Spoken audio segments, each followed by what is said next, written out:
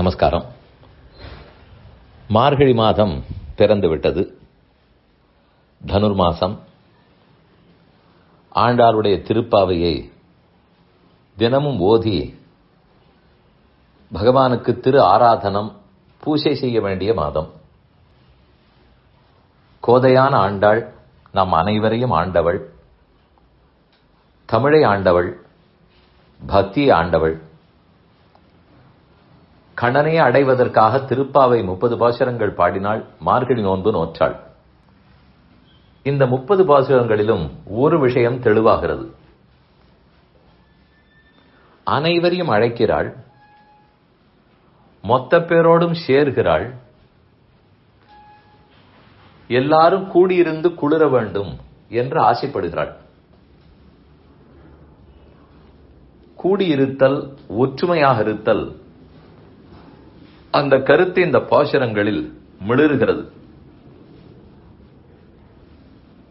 நம் பாரத தேசத்துக்கும் அதுதானே பெருமை.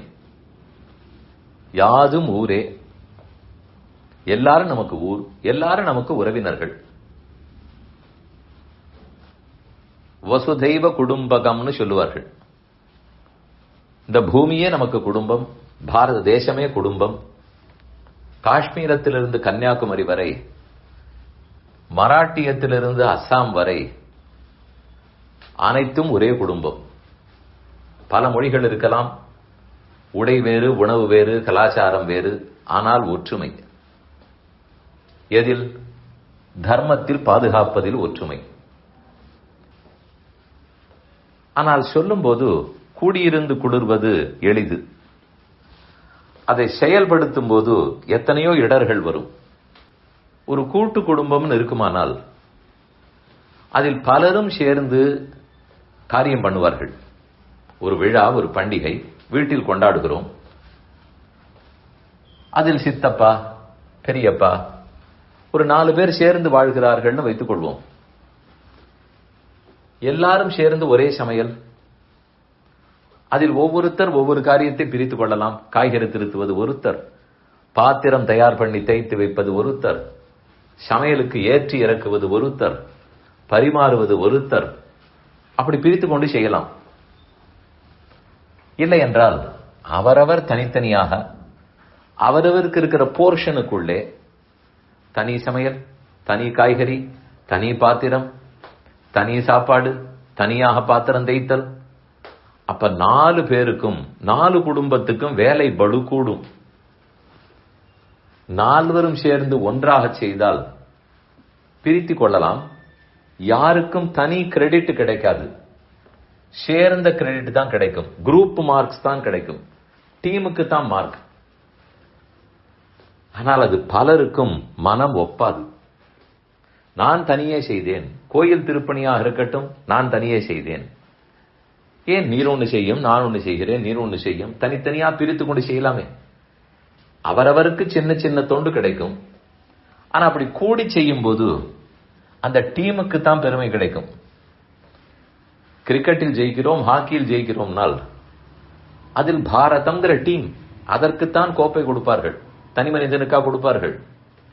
அதனுடைய கேப்டன் பெற்றுக்கொள்ளலாம். ஆனாலும் முயற்சி மொத்த பேருது.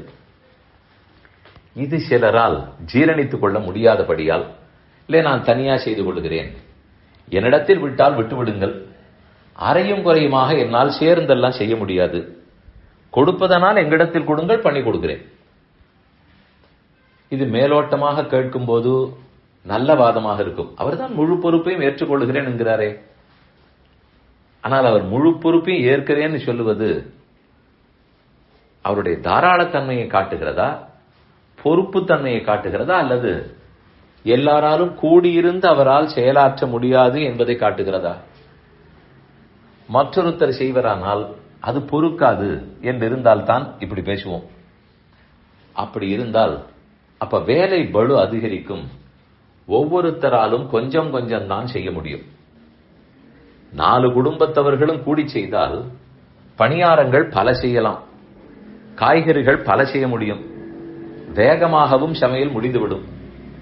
தனித்தனியே செய்தால் ஒவ்வொருத்தருக்கும் அந்த 2 மணி நேரம் பிடிக்குமே. அப்ப நிறைய கூட்டு, கரியமுது, வடை, பாயசம், திருக்கணவது, வரவல், அப்பளாம், வடாம் எல்லாம் செய்ய முடியாது. ஏதோ 1-2 தான் செய்வோம்.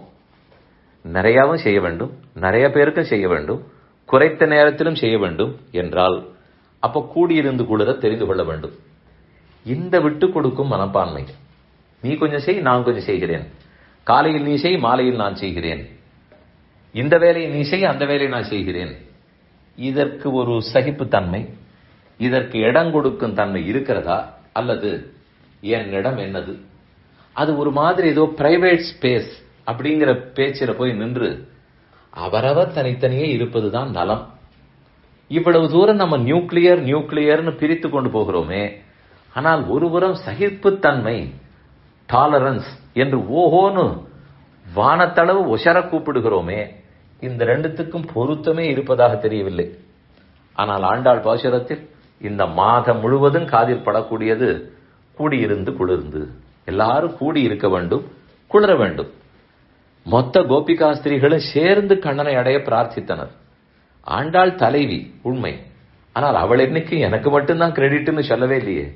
எல்லாருமாகத்தான் நோன்பு நோற்றார்கள், கண்ணனை அடைந்தார்கள். செல்வ சிறுமீர்கள் எல்லாரையும் சேர்த்து செல்வ சிறுமீர்கள்னு முதல் பாசுரத்திலே கூப்பிட்டாள். வையத்து வாழ்வீர்கள், இந்த வையத்திலேயே வாழக்கூடியவர்களே, எவ்வளவு பொதுவான வெளிச்சொல். அந்த ஆண்டாள் பாசுரத்தை கேட்டு கூடியிருந்து குளிர்வதை கற்றுக்கொள்வோம்.